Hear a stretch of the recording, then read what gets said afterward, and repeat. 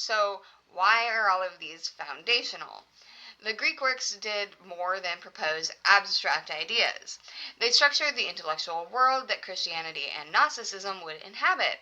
Plato supplied metaphysical scaffolding of transcendence and order, Aristotle contributed systematic reasoning and teleology, and the Stoics offered an ethical framework tied to universal law. Orphic and Pythagorean traditions preserved mystical elements that resurfaced in sacramental practice and esoteric thought.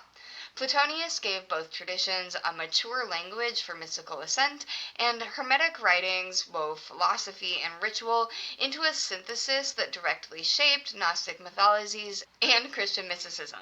The continuity between these works and later religious systems demonstrates that philosophy and theology were deeply interdependent.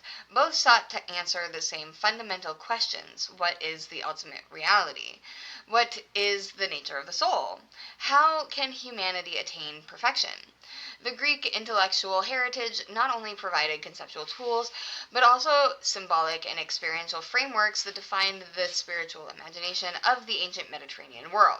And if you've been paying attention, this also goes to signify further how these developing stories and frameworks are all part of our own evolving consciousness, and all of this will, of course, lay that neurological framework that will be needed for the fulfillment of time, which episode upcoming or out.